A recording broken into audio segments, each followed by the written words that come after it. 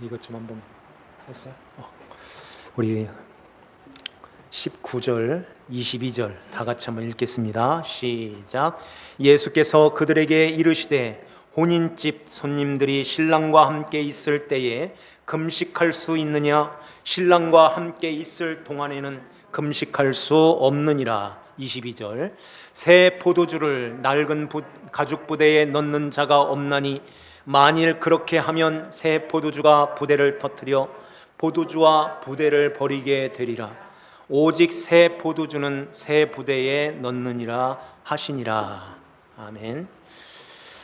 오늘 우리에게 주시는 하나님 말씀 마가복음 2장 18절에서 22절 말씀으로 금식과 낡은 부대, 새 포도주와 새 부대라는 제목으로 하나님 말씀을 선포합니다. 여기에 신랑과 함께 있을 동안에는 금식할 수 없느니라. 금식 안 해도 돼, 이게 아니라 금식할 수 없다, 이렇게 말씀하셔요. 이 말씀의 의미가 어디 있을까요? 생배 조각을 낡은 옷에 붙이는 자가 없다. 새 포도주는 새 부대에 넣는다. 이런 말씀이, 우리에게 주시는 말씀이 어떤 말씀일까요? 예수님께서 세관에 앉아있는 마태를 부르시죠. 나를 따르라. 마태가 얼마나 좋았는지요. 모든 것을 버리고 마태가 이제 일어나 따르니라. 따라서 어디로 갈까요? 자기 집으로 예수님과 그 제자들, 그리고 동료들인 세리들, 그리고 죄인들까지 다 모아서 함께 잔치를 벌입니다. 먹고 마시고 즐기는 거예요. 그러니까 공교롭게 거기에서 또 금식하는 사람들이 있었던 거죠. 요한의 제자들과 바리새인의 제자들, 이들이 금식을 하는 그 날이었던 거예요. 근데 이들은 일주일에 2번씩 금식한다고 그랬죠. 바리새인이 성전에 올라가서 기도할 때 우리는 소득의 11조를 드리고 일주일에 2번씩 금식합니다, 이렇게 기도를 하죠. 이렇게 자기네들은 금식하면서 쩔쩔 굶으면서 그렇게 하나님을 잘 섬긴다고, 하나님을 잘 섬기겠다고 금식까지 하는데, 저 예수님 제자들은 뭐야? 그러면서 금식도 안 하고 오히려 죄인들하고 세리들하고 같이 어울려서 식사를 하고 있는 거예요. 그러니 화가 좀 나죠. 예수님께 따지고 드는 것입니다. 우리는 금식하고 있는데 왜 당신네 제자들은 금식을 안 하는 거요? 이렇게. 그때 예수님께서 이 말씀하시죠. 혼인집 손님들이 신랑과 함께 있을 때에 금식할 수 있느냐? 신랑과 함께 있을 동안에는 금식할 수 없느니라.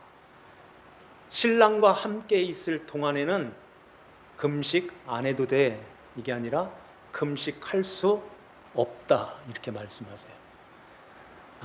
그러면서 그러나 신랑을 빼앗길 날이 이르리니 그날에는 금식할 것이니라, 또 이렇게 또 말씀하세요. 이렇게 헷갈리는 그런 말씀이죠.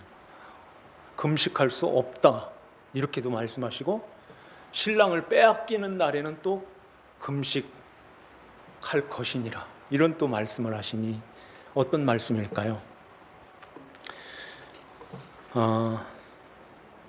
이렇게 하나님 앞에 그때나 지금이나 금식을 하면서 이렇게 기도를 하잖아요.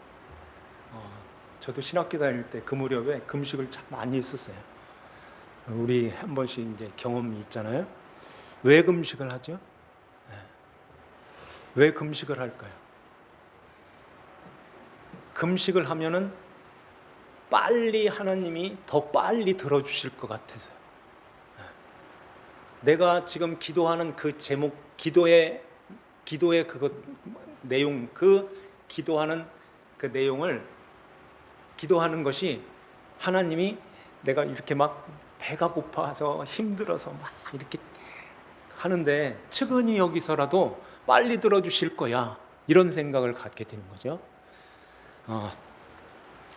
이렇게 정말 목숨을 다하여 목숨을 걸고 생사를 왔다 갔다 하면서 진짜 40일 금식하는 사람들은 이렇게 정신을 놓는 사람들이 있어요. 그래서 병원에 실려가가지고 링거 맞고 이러면서 며칠 남았어, 몇 시간 남았어, 이런 분들이 있어요. 그 정도 되면 얼른 식사를 해야지, 그것도 채운다고.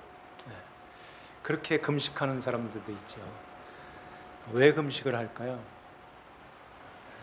더 큰 걸 얻기 위해서, 능력을 얻기 위해서, 그래서 더 많은 큰 일을 감당하기 위해서, 더 큰 일을 하기 위해서 그렇게 금식을 또 하죠. 오늘 주님이 말씀하시는데, 혼인집 손님들이 신랑과 함께 있을 때에 금식할 수 있느냐? 신랑과 함께 있을 동안에는 금식할 수 없느니라.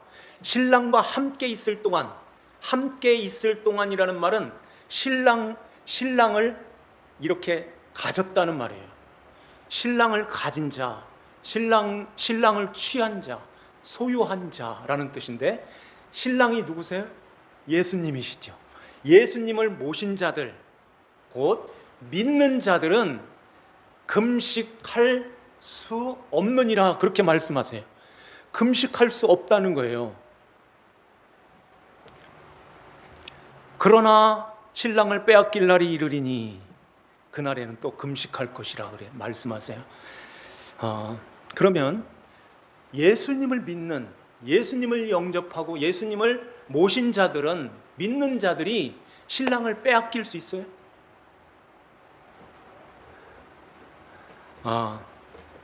많은 사람들이 이런 생각을 하는 거예요.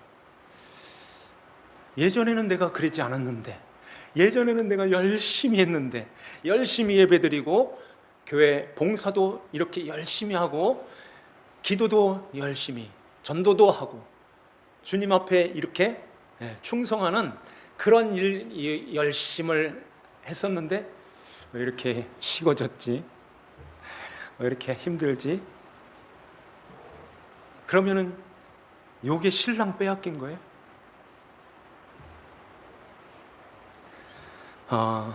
그래서 그 열심을 되찾기 위해서, 신랑을 되찾기 위해서 금식을 하는 거예요. 그래서 하나님 앞에 신랑을 빼앗긴 것 같은데요, 요 정도 되면은 며칠 해야 될까요? 3일이 막 떠올라. 3일 하면 될까요? 3일 금식해라 그러나요? 3일 금식. 그래서 어떤 때는 3일 갖고는 안 될 것 같다, 일주일. 이 정도면은 하루? 이렇게 정하잖아요. 그래 3일째 되는 그때에 언제까지 하죠? 12시. 12시에 딱 정해놓고 알람 맞춰놓고 얼른 자면은 내일은 아침에 먹으면 되는데 못 참겠어 이러면서 12시까지 기다렸다가 죽도 사다 놓고 동치미도 만들어 놓고 12시 땡! 저 시계가 좀 틀린 것 같으니까 5분 정도 지나서 그때 먹자. 금식 성공! 예수님 되찾았다, 신랑 되찾았다, 이래 되는 거예요.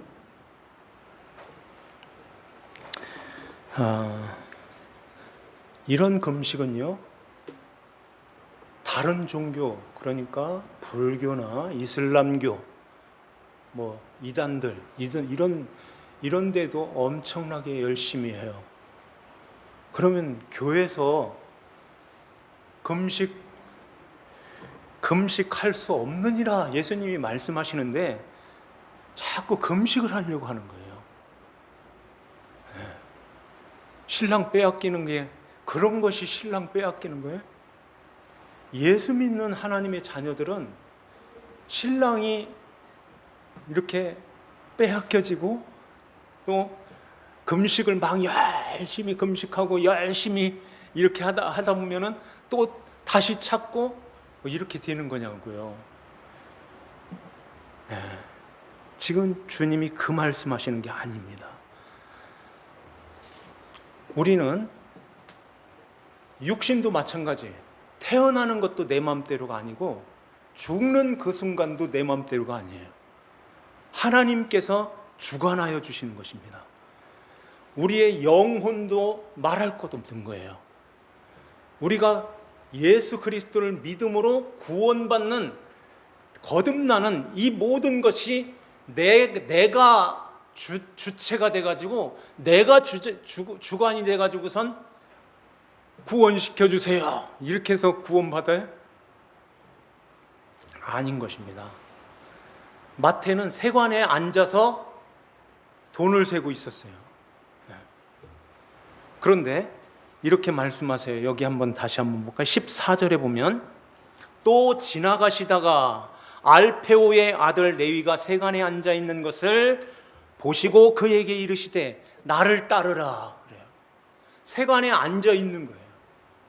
예수님께서 찾아가시는 것입니다. 이렇게 지나가시다가 누구를 지나갔다는 거예요? 그냥 길을 그냥 무심코 그냥 길을 지나가시다가 세관에 이렇게 되는 거예요? 다 의미가 있어요. 지나가시다가 여기 신랑을 빼앗긴 자는 금식할 것이니라고 말씀하는데 신랑을 빼앗겼다는 말은 이런 말이에요. 이렇게 신랑이 옮겨졌다는 말이에요. 나로부터 들어올려졌다. 나에게서부터 이렇게 지나가셨다. 그런 말이에요. 신랑을 빼앗겼다는 말이. 그러니까 마태에게 예수님께서 찾아가셔서 마태를 향해서 가는데 이 지나가신다는 말은 거기에 많은 사람들이 쭉 있는데 그 앞으로는 지나가고 마태에게는 갔다는 것입니다. 그에게는 지나가시는 옮겨가시는 그 사람들은 빼앗긴 자들이라는 말이에요. 예수님이 찾아가지 않으시는 것입니다. 예수님께서 찾아가지 않는 자들을 말씀하는 거예요. 신랑을 빼앗겼다는 말씀은 예수님이 지나가신 자들을 말씀하시는 거예요. 그런데 주님이 찾아가셔서 그 세관에 앉은 그 마태한테 모든 사람들이 손가락질하고 죄인이라고 취급하는 그 세리한테 주님이 찾아가시는 것입니다. 왜 찾아갔을까요? 몰라요. 그냥 하나님이 창세전에 택한 자예요. 하나님께서 내 이름이 그 안에 있는 내 백성이라는 것입니다. 그래서 찾아가시는 거예요. 따라오라, 따르라 하니까 모든 걸 다 버리고 그에게 이제 믿음이 주어지는 것입니다. 예수님께서 어떠신 분인가를 미리 알고 있었어요. 이 세리 마태는. 그러면서 주님이 찾아오시는 것입니다. 찾아갈 수도 없어요. 돌 던지니까 사람들이 어떻게 세리가 여기를 와? 가! 이렇게 되니까 예수님도 아마 그렇게 하실 거야. 이런 생각을 마태가 그런 생각을 하지 않았겠어요? 그런데 주님이 찾아오시니 나를 따라오라고 하시니 이건 중풍병자가 고침받아서 내 죄사함을 받았느니라 하고 일어나 걸어가라 내 집으로 가라 하는 그 중풍병자의 그 기쁨이 마태에게도 똑같이 동일하게 있었던 것입니다. 그래서 예수님을 자기 집으로 모시는 거예요. 너무너무 좋아서, 너무 좋아서.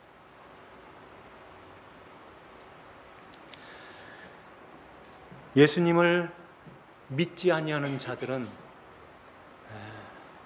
지금 이 말씀은 저 교회 바깥에 있는 사람들한테 하는 말씀이 아니에요.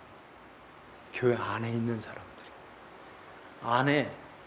안에 있는데 예수님의 말씀이 이렇게 지나가는 사람들, 예수님의 말씀이 없는 사람들, 예수를 믿지 않는 자들, 예수님이 나를 위해서 십자가에 죽으시고 나를 구원해 주신 그 예수님을 믿지 아니하는 자들, 믿는 자들에게는 주님이 찾아오신 것입니다. 그런데 교회 안에 있으면서도 믿지 않는 자들이 있는 거예요. 그런 자들은 내게서 예수님이 이렇게 지나가신, 옮겨진 것입니다. 이렇게 그냥 지나가시는 그러한 자들은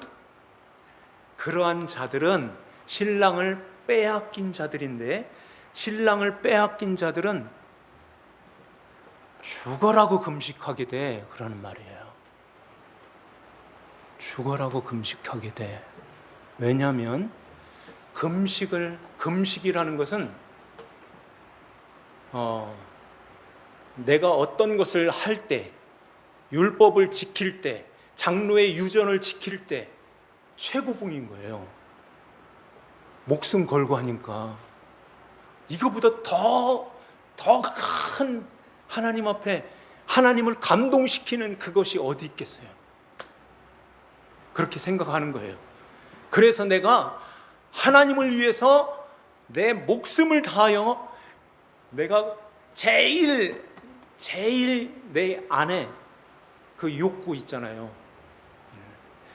그 욕구를 내가 다 참고선, 먹는 식욕을 참고 하나님을 위해서 하나님 앞에 드려져서 하나님을 위해서 내가 이렇게 충성할 거야.